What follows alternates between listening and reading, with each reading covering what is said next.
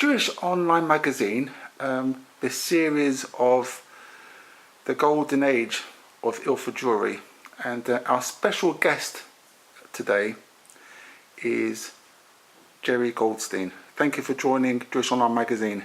It's a pleasure to be here. Thanks, Jerry. When did the Jews from the East End start settling into Ilford? I think you will find that in the early 50s, people started to emigrate, so to speak, from the East End of London and progressed to... Why specifically Ilford and Gants Hill? Because in those days, and as today, the prices of property in Redbridge, Barkingside, Clayhall was much cheaper than North West London. North West London was always that bit more expensive than those areas that I've just mentioned. And the Jewish people started settling in Gants Hill, Ilford, and how did the local community welcome the Jewish community? Well, you know, there were a lot of Balabatim in the East End of London, and when they moved to Ilford, they became a major part of the leadership of the community. They had all walks of life, whether it's in education or clubs, youth movements, and therefore it was an integral part of the community, and they became the foundation stone of Ilford Jewry. And would you say the 1960s was the start of the golden era? I would say that between 56 and 60 was the start of the era of Ilford Jewry, and naturally in early 60s it became a flourishing community, And particularly Beehive Lane. And how did that manifest itself? The flourishing of the Ilford Jewish community. How did that manifest itself? Well, Beehive Lane was a major synagogue. That's United Synagogue. In Beehive Lane, it was Ilford United Synagogue.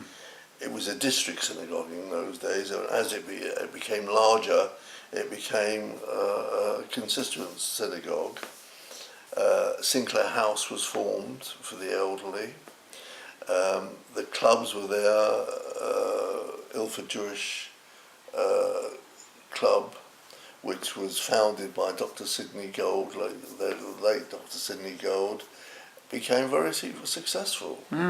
And when did the shops, the kosher butcher shops, and the delicatessens and the restaurants, when did they start?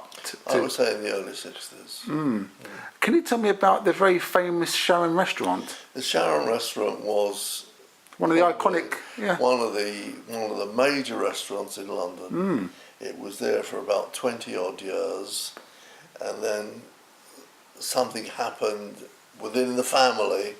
It wasn't because of the restaurant not being successful. It was a problem within the family that they moved to Temple Fortune and formed a restaurant there called Rothschild's. So therefore that was the demise of the Sharon restaurant, but it was very successful. And there were many kosher butchers as well, wasn't there? There's a lot of kosher butchers, and now I think there's only 2 or 3. 2 perhaps. I understand also the shuls were packed on Shabbos as well. I remember that on Rosh Hashanah and Yom Kippur, we used to have police outside to see if we had tickets to go in. And also, in latter years, we took over the Odeon cinema, and we split it into 3 or 4 different sections, and each one was fully filled to capacity. I remember my colleagues and I, when we were wardens, used to spend the night there converting it into a shul.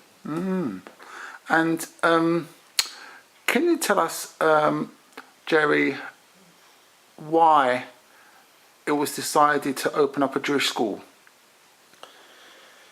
Yes, that's a very good question, and I can answer it very simply by saying that I was a pupil in the early 50s of the Stepney Jewish Primary School, and it was very successful.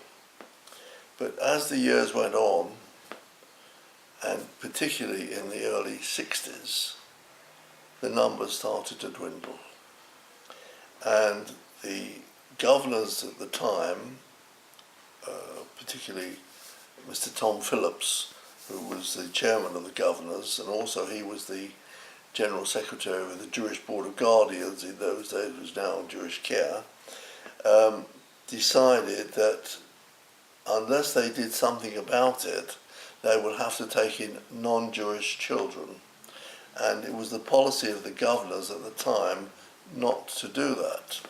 So therefore, they started up a relationship with some people in Ilford, the likes of Wolf Abrahams, who's still around, thank God, in Netanya as well, the late Raymond Rudy, the late Harry Goldner, and also a guy who moved on to Manchester called Jack Rose, and they formed a committee called the Ilford Jewry Primary School. And we had long discussions with the governors of the Stepney Jewish Primary School, and it was decided in the middle 60s that we would purchase land in Carlton Drive in Barkingside and move the school over to become a state-aided school. But we will have to supply, I think it's 60 or 70% of the cost of that school. And did it have the support of the local authority and the rabbis? Oh, very much so, very much so. The late Reverend Sidney Black was a great supporter, because everybody who had any Yiddishkeit in them wanted a Jewish school within Ilford.